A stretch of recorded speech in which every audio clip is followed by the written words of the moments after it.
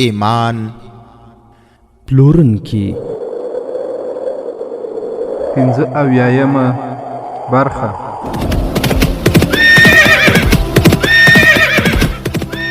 د سلطان صلاح الدین ایوبی رحمه الله د دوران رښتینی کیسې.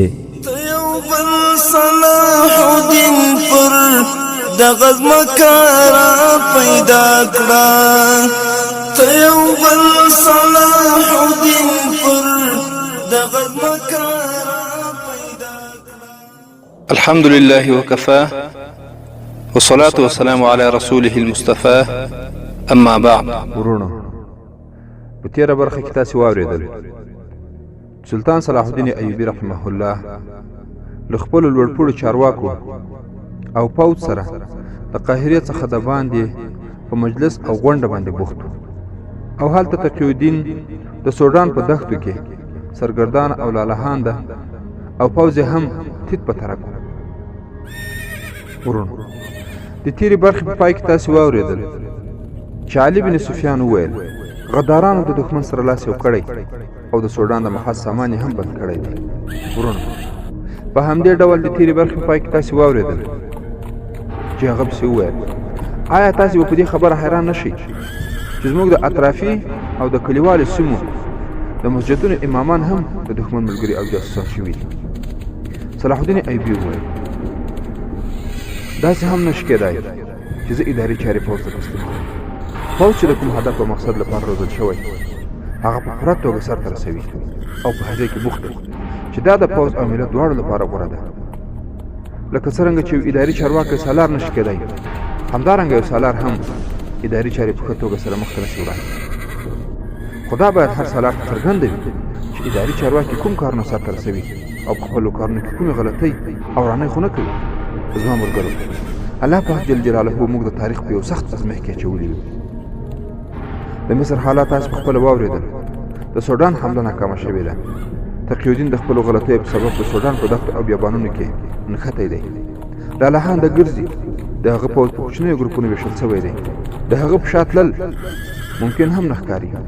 زه دا هم نشم ویلی چې ښاغلی نورالدین زنګي به کرک فتح کړي او که نه، نو هغه هم زه خپله ناکامي بولم.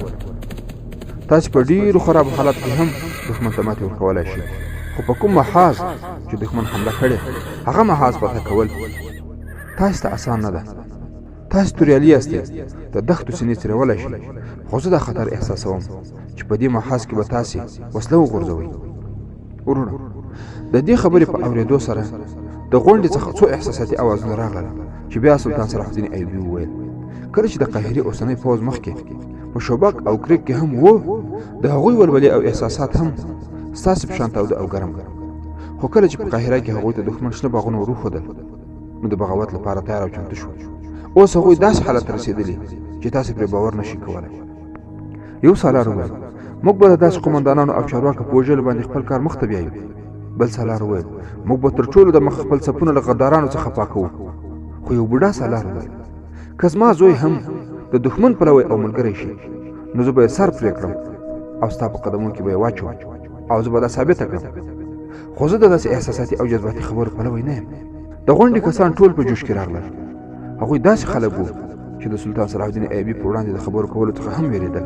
خو اوس چې هغوی دا واورېدل چې د پوځ ځینې کسان د دښمن پلویان شوي او پوځ یې بغاوت ته چمتو کړی نو د اور به څرکې ورڅخه جوړ شول. یو پکې سلطان صلاح الدین ایوبي ته دا هم وویل تاسې تل موږ ته د صبر او حوصلې خبره کوئ، خو ځینې حالات داسې وي چې صبر او تحمل نور هم کار خرابوي. موږ ته اجازه راکړئ چې تر قاهرې پورې هېڅ دمه ونه کړو، د خوراک، څښاک او دمې څخه پرته سفر وکړو. موږ به هغه پوځ بې وسلې کړو. خو سلطان صلاح الدین ایوبي ته نور په دې خلکو کنټرول کول ګران شو. هغه څو خبرې نورې هم وکړې او غونډه یې ختمه کړه. سهار وختي پوځ حرکت وکړ چې په پوځي نظم او ترتیب باندې برابر و. سلطان صلاح الدین ایوبي د خپلو ساتونکو سره جلا روان و. هغه ولیدل چې علي بن سفیان د هغه سره ملګری نه دی. تر ماښام پورې 2 ځلې پوځ تم شو. له ماښامه څخه وروسته هم پوځ روان و او د شپې تر اولې برخې پورې همداسې مخته تلل. کله چې شپه ښه پخه شوه نو صلاح الدین ایوبي پوځ ته د تنګېدو حکم ورکړ. کله چې هغه له خوراک او څښاک څخه وزګار شو نو علي بن سفیان هم را پیدا شو. سلطان صلاح الدین ایوبي وپوښتل ټوله ورځ چیرې وې علي؟ علي بن سفیان وویل تېره شپه زما په زړه کې یو شک پیدا شوی د هغه شک د لرې کولو یا باوري کولو لپاره ټوله ورځ پوځ ته وګرځېد. سلطان صلاح الدین ایوبي وپوښتل څه شی؟ علي بن سفیان وویل تا د شپې ونه لیدل چې ټول قومندانان سالاران او مرستیالان د قاهرې د پوځ په خلاف راپارېدلي. ما ته شک پیدا شو چې دوی به خپل لاندې کسان هم راوپاروي او زما همدا شک رښتیا شو. دوی ټول پوځ ته د قاهرې د پوځیانو په هکله داسې خبرې کړې چې ټول لښکر راپارېدلی. ځینې غازیانو دا هم ویل چې موږ په محاذ کې زخمیان او شهیدان کېږو او زموږ ملګري په قاهره کې عیش او مزې چړچې کوي او بیا د اسلامي نظام په خلاف بغاوت هم کوي. موږ به د رسېدو سره سم هغوی ټول ختموو، بیا به د سوډان ښته او راګیر شوي پوځ ته مرسته وکړو. ښاغلی امیره، که موږ د دې خلکو مخه ونه نیوله نو په قاهره کې به خپلمنځي جګړه پیل شي. زموږ دا لښکر په احساساتو او ولولو کې دی او د قاهرې پوځ خلا مخکې هم د بغاوت لپاره پلمې لټولې. زه په دې خوشحاله یم چې د محاذ په ستړي او ستومانه پوځ کې دومره قوي جذبه او اسلامي احساس شته. سلطان صلاح الدین ایوبي وویل خو زموږ دښمن همدا غواړي چې پوځ په دوه ډلو وویشي او په خپلو کې سره بیا ووژني. سلطان صلاح الدین ایوبي په ژور غور او فکر کې ډوب شو. بیا علي بن سفیان ته وویل کله چې موږ له قاهرې څخه لږ لرې شو نو زه به قاهرې ته یو هوښیار استازی واستوم او د قاهرې پوځ او لښکر به د بل لارې څخه کرک ته ولېږم، یا به خپله ولاړ شم او هغه پوځ به کرک ته واستوم. دا پوځ خو هسې هم زموږ سره دی او کله چې قاهرې ته ورسېږم نو هېڅوک به په لاس ور نه شي. تا ډېر ښه کار وکړ علي، زه دې کار ته هېڅ متوجه نه وم. علي بن سفیان سره له دې چې په استخباراتي کارونو کې استاد و او استادان ورته پړو، خو له هغه سره سره علي بن سفیان یو سیاسي او د نظامي چارو کارپوه هم و. کله چې سلطان صلاح الدین ایوبي علي بن سفیان ته وویل چې زه دې کار ته هېڅ متوجه نه شوم نو دوی او پوځ به همدلته پرېږدو. ورونو، علي بن سفیان، سلطان صلاح الدین ایوبي او پوځ به له قاهرې څخه د باندې همدلته پرېږدو. اوس به ورشو هغه نوي شخصیت، هغه نوی شخصیت چې د غیب خبرې یې کولې، نوی دین یې راوړی، د اسمان څخه راښکته شوی او مړي ژوندي کولی شي. د خپلو ملګرو سره په یوه کاروان کې په سفر باندې بوخت و. چا چې لیدلی و هغوی ویل عمر یې زیات نه دی بلکې سور سپین ځوان دی، ږیره یې خړ رنګ لري او د سر ویښتان یې لوی په اوږو پراته دي.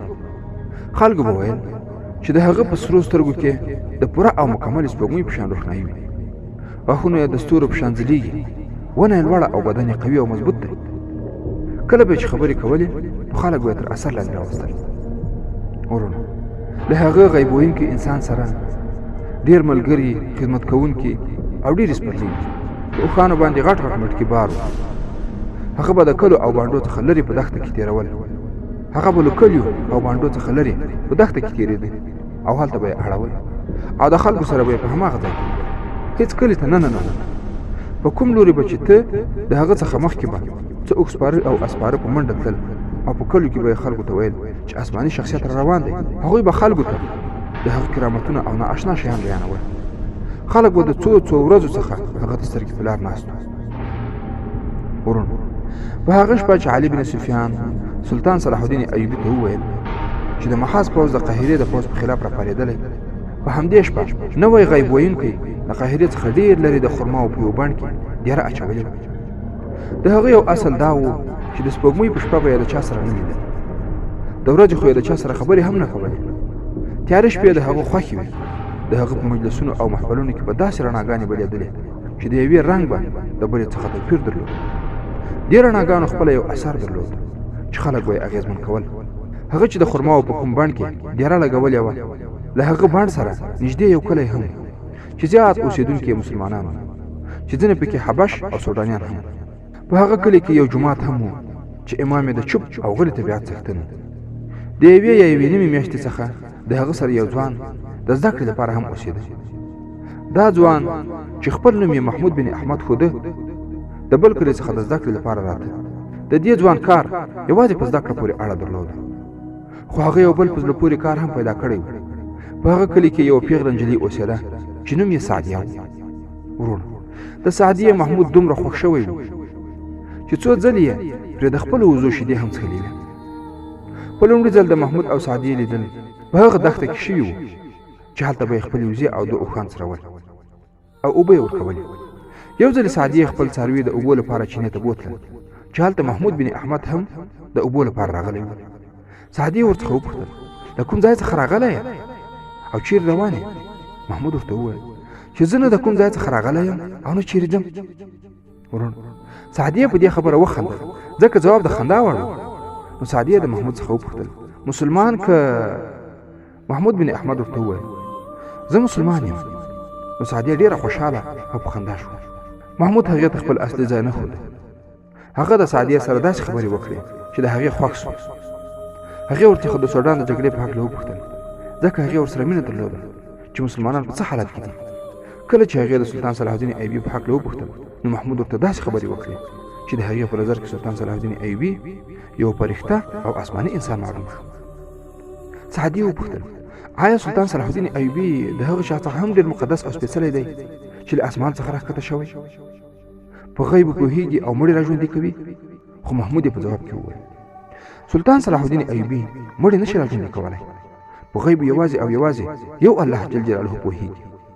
سعدي وویل خلک وایي چې هغه هم مسلمان دی او زموږ په شان مونځ او روژه نیسي، خو هغه ژوندي خلک وژني. محمود بن احمد وپوښتل تا ته چا ویلي دي چې سلطان صلاح الدین ایوبي خلک وژني؟ سعدي وویل زموږ له کلي څخه ځینې مسافر تېرېږي، هغوی وایي چې سلطان صلاح الدین ایوبي ډېر بد انسان دی. محمود ورڅخه وپوښتل ستاسې د جومات امام څه وایي؟ سعدي وویل هغه ډېرې ښې او ښکلې خبرې کوي. هغه وایي چې سلطان صلاح الدین ایوبي د اسلام روښنایي په ټول مصر او سودان کې خپرول غواړي او اسلام یوازې د الله پاک جل جلاله رښتینی دین او قانون دی. محمود د سعدي سره په همدې موضوع باندې خبرې کولې. محمود ته د سعدي له خبرو څخه څرګنده شو چې دې کلو ته داسې کسان راځي چې ځان ته مسلمانان وایي خو خلکو ته د اسلام په هکله شکونه پیدا کوي. محمود سعدي ته داسې خبرې وکړې چې د هغې شکونه یې ختم کړل او د خپل شخصیت او خبرو په وسیله په هغې دومره اثر وغورځاوه چې هغې ورڅخه غوښتنه وکړه چې زه دلته هر وخت خپل څاروي راولم، نو تاسې هم دلته راځئ او زما سره ګورئ. محمود هم هغه د ولولو او احساساتو په منځ کې پرېښود او کلي ته روان شو. سعدي فکر کاوه چې دا څوک دی، له کومه راغلی او چیرې روان؟ د هغه جامې د دې سیمې ښکاري، خو رنګ، خبرې او حال د دې ځای نه دی، د بلې سیمې اوسېدونکی معلومېږي. د سعدي شک رښتیا و. ورونو محمود بن احمد د دې کلو او سیمې اوسېدونکی نه و بلکې د اسکندریه د ښار اوسېدونکی و. هغه د علي بن سفیان د ادارې یو هوښیار کارکوونکی او تکړه غړی و. هغه د څو میاشتو راهیسې د خپلې دندې او مسؤلیت د سرته رسولو لپاره په سرحدي سیمې او کلو کې ګرځېده. هغه خپل ځای پټ ساتلی و. د هغه سره خپل نور ملګري هم و چې په دې کلو او بانډو کې خپاره شوي وو. هغوی به کله ناکله سره یوځای کېدل او خپل معلوماتونه به یې سره شریکول چې په هغې کې به ضروري او مهم شیان قاهرې ته استول کېدل. ورونو د همدې راپورونو څخه علي بن سفیان ته څرګندېده چې په سرحدي سیمو کې څه کارونه کېږي. خو ورونو کله چې محمود ته سعدیه په مخه ورغله نو د هغې سره یې هم همداسې خبرې وکړې چې د هغې څخه یې د کلي او خلکو په هکله باندې معلومات راټول کړل. هغه د جومات د امام په هکله ځکه پوښتنه وکړه چې هغه ته د نورو دوه جوماتونو امامان شکمن ښکاره شوي وو او د خلکو څخه ورته څرګند شوي وو چې هغوی دواړه نوي راغلي دي. په هغې جوماتونو کې مخکې امامان نه وو. هغوی دواړو د جهاد په خلاف خبرې کولې او د قرآن مجید آیاتونه به یې غلط ترجمه او تفسیرول. هغوی دواړو نوی غیب پوهېدونکی او مړي ژوندي کوونکی برحق پیغمبر باله، نعوذ بالله من ذلک، او خلکو ته یې د هغه په هکله ترغیب ورکاوه. محمود بن احمد د دې دواړو امامانو په هکله قاهرې ته پوره معلومات استولی وو او اوس یې غوښتل د سعدیه کلي ته ولاړ شي او د هغوی د امام او کلي په هکله معلومات راټول کړي. هغه په دې خبره ډېر خوشحاله شو چې د هغوی امام حقیقي مؤمن او مسلمان دی او د اسلام خدمت کوونکی دی. نو له ځانه سره یې فیصله وکړه چې پس له دې به په همدې کلي کې د زده کړې په پلمه باندې پاتې شي. ورونو هغه جومات ته ولاړ او د امام سره یې ولیدل. هغه خپل بدل نوم او ځای امام ته وښود او دا یې ورته وویل چې د علم په زده کولو پسې سرګردانه او لغړن ګرځي. امام د هغه سره ژمنه وکړه چې علم به ورته زده کوي. امام ورته دا هم وویل چې په همدې جومات کې اوسېږه هم محمود په جومات کې ځان بندي کول نه غوښتل. نو امام ته یې وویل چې زه به 2-3 ورځې وروسته کور ته ځم. هغه امام ته خپل نوم او ځای ونه ښود. خو ورونو بیا امام ورڅخه د ځای او نوم پوښتنه وکړه نو ده ورته هماغه پخوانۍ خبره وکړه. امام په خندا شو او په خپ اواز یې ورته وویل محمود بن احمد زه په دې خوشحاله یم چې ته د خپلې دندې او مسؤلیت څخه بې پروا نه یې. د اسکندریه مسلمانان وظیفه پېژندونکي خلک دي. په دې خبره محمود ناڅاپي وښورېده لکه چې ټکان یې خوړلی وي. هغه په دې شک شو چې دا امام د صلیبیانو جاسوس دی، خو امام هغه سمدستي پوه کړ او شک ورته لرې کړ. ویې ویل زه اوس اړین بولم چې تا ته خپل ځان در څرګند کړم. زه ستاسې د ادارې غړی یم. زه ستا ټول ملګري چې په دې سیمه کې اوسېږي پېژنم، خو تاسې یو هم ما نه پېژنئ. زه د علي بن سفیان د هغې ادارې غړی یم چې د دښمن د حالاتو څخه د خبرېدو سره سره په خپلو غړو او کسانو باندې هم نظر ساتي. زه دلته د امام په حیث اوسېږم او خپل کار کوم. ورونو، علي بن سفیان به چې هرې منطقې ته یوه ډله خپل ملګري لېږل، نو د هغو د څارنې لپاره به یو پټ شخص هم لېږل چې هغې ډلې به نه پېژندل، خو ده به ټول ملګري پېژندل، چې دا هم یو استخباراتي کمال و. هغه پسې وویل خو تاسې یو هم ما نه پېژنئ. زه د علي بن سفیان د هغې ادارې غړی یم چې د دښمن د حالاتو څخه د خبرېدو سره سره په خپلو غړو او کسانو باندې هم نظر ساتي. زه دلته د امام په حیث اوسېږم او خپل کار کوم. محمود بن احمد وویل بیا زه تا ته هوښیار سړی نه شم ویلی. تاسې چې ما ته خپل ځان څرګند کړ، کېدای شي کوم صلیبي جاسوس ته هم همداسې ځان څرګند کړئ. امام وویل زه په دې باوري وم چې ته زموږ د ادارې غړی یې. ما دا اړینه وبلله چې تا ته خپل ځان څرګند کړم. زما سره 2 ساتونکي دي چې دلته په کلي کې د کلیوالو په شکل اوسېږي. ما ته د ډېرو کسانو اړتیا ده. ښه شوه چې ته هم راغلې. دې کلي ته د دښمن ورانکاري راځي. تا به د هغه سړي په هکله هم اورېدلي وي چې نوی را پیدا شوی مړي ژوندي کوي او د راتلونکي په هکله معلومات ورکوي. دا کلی هم د هغه د نالیدلو کراماتو تر اثر لاندې راغلی. ما لومړی دې خلکو ته ویلي وو چې دا ټول دروغ دي او په مړي کې څوک روح نشي اچولی، خو د هغه د جادو زور دومره دی چې خلک اوس ما سره مخالف شوي. بیا ما ځان سنبال کړ، ځکه ما د دې جومات څخه وتل نه غوښتل. ما ته د یو مرکز او ځای اړتیا وه. دلته خلکو ته رښتینی اسلام ښودل او د هغوی لارښودنه اړینه ده. 6 ورځې مخکې ما ته 2 کسان د شپې راغلل او زه یوازې وم. هغوی مخونه پټ کړي وو. هغوی ما ته اخطار راکړ چې له دې جومات څخه ولاړ شم. ما هغوی ته وویل چې زه پرته له دې جومات څخه بل ځای نه لرم. هغوی وویل که دلته اوسېدل غواړې نو درس او سبق بند کړه او د نوي شخصیت چې له اسمان څخه راکوز شوی او مړي ژوندي کوي خبرې او ستاینه پیل کړه. ما د هغوی مقابله کولی شوه.